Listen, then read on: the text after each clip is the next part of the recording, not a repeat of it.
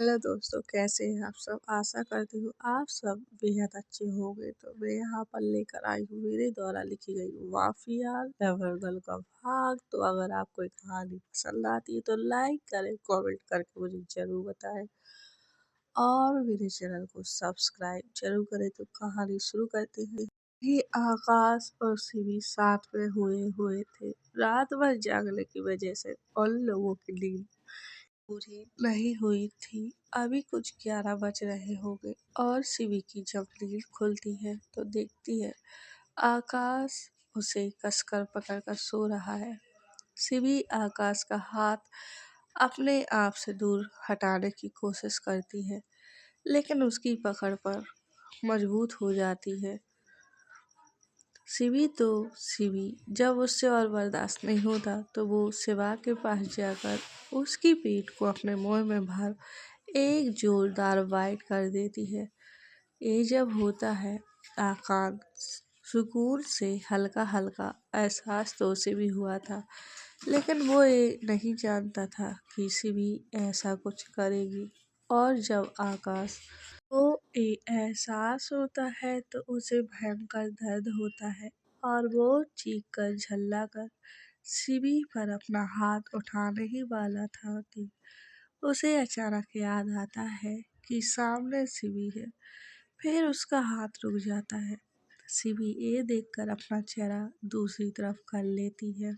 वही वही आकाश शिवी को उसके गालों पर किस करते हुए कहता है, गुड मॉर्निंग जान। वही शिवी कहती है, सुबह नहीं हो रखी है, 11 बजने को है। आकाश कहता है, ओ गॉड 11। मैं तो आज बहुत देर तक सोया हूँ। मुझे उस कवि से मिलने जाना था और माही को भी अपने साथ ले जाना था, क्योंकि दादी ने आज हमें खाने पर इनवाइट किया था। क्या तुम मेरे साथ चलना चाहोगी? वही शिवी कहती है, नहीं। फिर कुछ सोचकर कहती है, हाँ चलना चाहूंगी। आकाश उसका नहीं और हाँ बोलना अच्छे से समझ रहा था कि क्यों शिवी चलना चाहती है, लेकिन अपने आप को ऐसे दिखाता है जैसे उसे कोई फर्क नहीं पड़ रहा। वही आकाश शिवी को कहता है, रेडी हो जाओ जल्दी, और वो रेडी होने चली जाती है। वही आकाश भी कुछ देर बाद नहा लिया था और शिवी ने फिर से वही पैंट शर्ट पहन रखा था, लेकिन आकाश जब उसे देखता है तो कहता है, तुम फिर यही कपड़े पहन कर आ गई। कितनी बार समझा चुका हूँ, तुम लड़की हो और लड़कियों की तरह रहना सीखो। जब तुम मेरी दुल्हन बनोगी तब भी तुम यही पहनोगी। शिवी कहती है, मैं तुमसे शादी वादी नहीं करने वाली, समझे तुम। मुझे तुम जैसे लोगों से नफरत है। वही आकाश शिवी की तरफ अपने कदम बढ़ा देता है। रात में तुम्हें इतना हाई डोज देने के बाद भी तुम्हारी दिमागी हालत ठीक नहीं हुई है। लगता है अब ये डोज तुम्हें रोज देना पड़ेगा। और ये कहकर वो शिवी के होठों पर अपने होठ टिका देता है और शिवी की पीठ पर जाकर उसकी कैरी की हुई शर्ट को फाड़ कर फेंक देता है। वही शिवी से दूर हो जाता है, लेकिन इस हरकत पर शिवी अपना हाथ आकाश पर उठाने ही वाली थी कि आकाश उसका हाथ पकड़ झटक देता है और उसके दोनों हाथ पकड़ कहता है, देखो जान, ये हाथ सिर्फ चूड़ियां पहनने के लिए ही उठने चाहिए। बेकार की कोशिश मत किया करो, समझी। और बाहर जाकर कुछ कपड़े ले आता है और शिवी को लेकर कहता है, पहनो ऐसे। शिवी जब ये देखती है तो कहती है, सीरियसली तुम्हें लगता है मैं ये पहनूंगी? बिल्कुल भी नहीं, मैं ये नहीं पहनने वाली। लेकिन आकाश कहता है, अगर मेरे साथ चलना चाहती हो तो पहनना पड़ेगा, और कोई ऑप्शन नहीं है तुम्हारे पास। लेकिन शिवी कहती है, यही क्यों, कुछ और नहीं है? आकाश कहता है, नहीं, क्योंकि मुझे तुम्हें उन लोगों से मिल आना है तो तुम यही पहनोगी। शिवी उदास मन से कहती है, चलो अब चलना है तो इतने नाटक इस बात के पहन लेती हूँ। वही आकाश बैठ जाता है और कपड़े उठाते हुए शिवी कहती है, आप यहाँ क्यों बैठ गए? आकाश कहता है, और क्या करूँ मैं? जब तक तुम कपड़े चेंज करो मैं यहीं बैठा हूँ। शिवी कहती है, बिल्कुल नहीं, चाहिए यहाँ से, मैं कर लूँगी। ओके, मैं जाता हूँ, जल्दी रेडी होना। वही आकाश शिवी को साड़ी देकर गया था, वो भी रेड कलर की। आकाश बाहर जाकर खड़ा हो जाता है और कबीर को फ़ोन करता है। कबीर अपना फ़ोन देखता है तो कबीर के फ़ोन पर शो हो रहा था। वही कबीर कहता है, ये क्यों फ़ोन कर रहा है? आकाश कहता है, तू कहाँ है? कबीर कहता है, क्या हुआ? वो दादी ने मुझे बुलाया है खाने के लिए, साथ में माही को भी लाना है और तेरे लिए एक सरप्राइज भी है। कबीर कहता है, तुम्हारा भी कोई सरप्राइज है? ऐसा भी क्या है? वही पिया कहती है, क्या हुआ कबीर जी? तो कबीर बोला, कुछ नहीं, तुम्हारे वो भोले भाई का कॉल आया था, बोल रहा है कोई सरप्राइज है। वही पिया बोली, अच्छा तो जल्दी चलिए, बस आ ही गए हैं हम लोग, तुम मुझसे बात क्यों कर रही हो? वही पिया कहती, मतलब आपका? अरे मैं गुस्सा हूँ तुमसे, भूल गई तुम्हारी हरकत जो तुमने की थी। वही पिया कहती है, हाँ गुस्सा मुझे होना चाहिए, जो आपने मारपीट की तो उकसाया भी तो तुमने था। मैंने? हाँ तुमने। हाँ तुम उन लड़कों से बात करती ना कुछ होता, समझी? वही पिया कहती है, ठीक है, मैंने नहीं बोला था जाकर मारो उन्हें, आप ही गए थे उनसे लड़ने के लिए। कबीर कहता है, चुप रहो। वही पिया कहती है, क्यों क्यों रहूं चुप? कबीर कहती है, मुंह बंद करती हो या नहीं? पिया चुप होकर बैठ जाती है और कुछ देर बाद घर आ जाता है। वही कबीर पिया को छोड़ घर चला जाता है। दादी और बिहान बाहरी गार्डन में बैठे हुए थे। कबीर जब अंदर आता है तो देखता है सब लोग गार्डन में हैं, तो उसके अंदर जाते हुए कदम रुख बदल देते हैं। वो जाकर गार्डन में दादी के पास चला जाता है। दादी जो बैठी हुई थी उठकर कबीर के गले लग जाती है और कहती है, एक दिन भी तुम दोनों के बिना एक घर कितना काटने को डरा मुझे तो बिल्कुल अच्छा नहीं लगा। वही ये विमान, इसको खेलने के सिवा कुछ नहीं सूझा, मुझे अकेला छोड़कर चला जाता है। कल रात भी देर नाइट घर आया था। ये देख विमान कहता है, निकल ले यहाँ से। वही कबीर कहता है, मैंने तुमसे मीटिंग अरेंज करने के लिए कहा था, तुमने की नहीं वो अरेंज? हाँ। वही बेहान कहता है, भाई वो मैं जाऊंगा आज। आज क्या, निकलो वहाँ, टाइम भी लगेगा ना अरेंजमेंट करने में। बेहान कहता है, जी भाई जाता हूँ।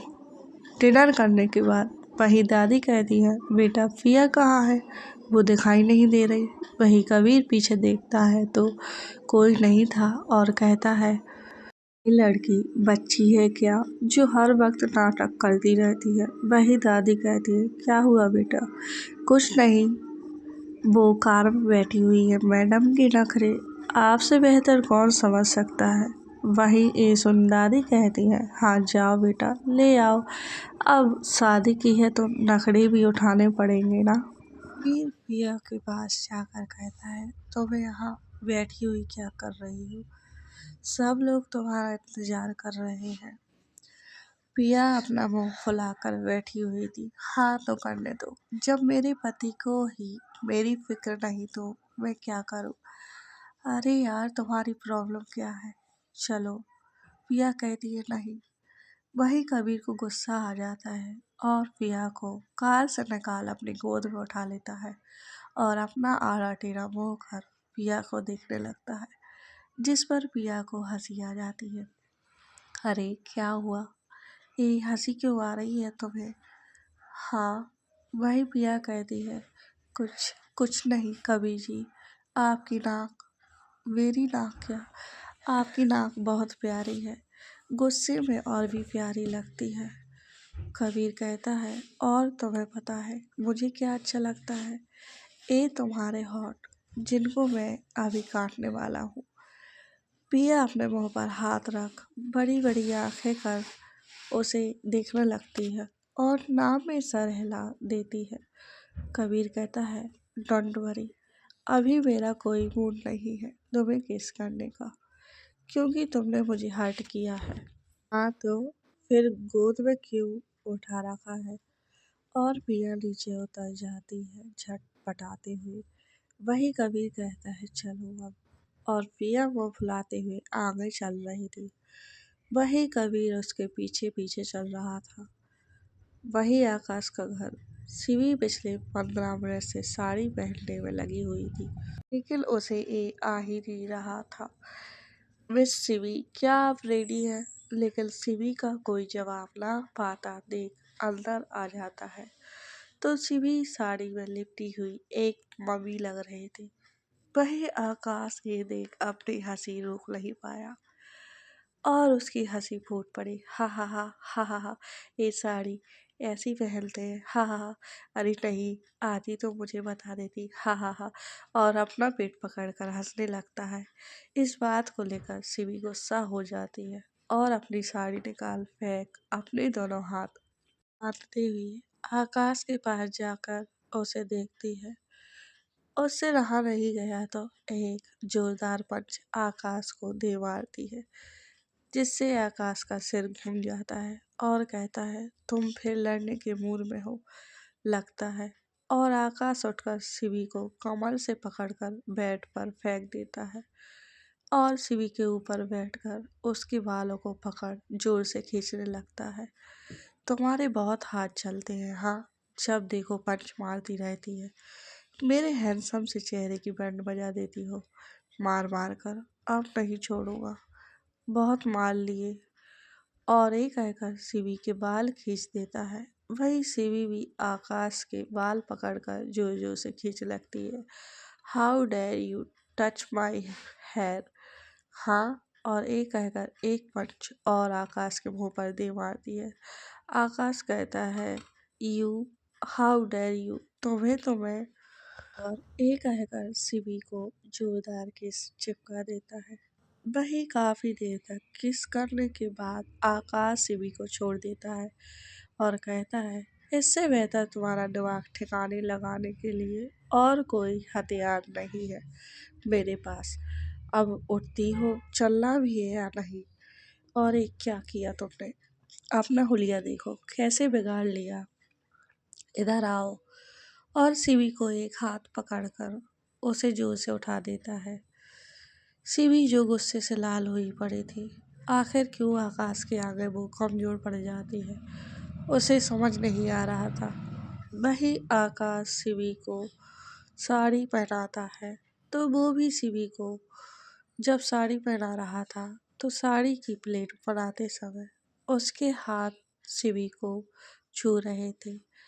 अब उसके हाथ शिवी के नाभि पर थे और आंखें शिवी के पेट पर, जो ना चाहते हुए भी वो अपना कंट्रोल खो शिवी के पेट को चूम लेता है।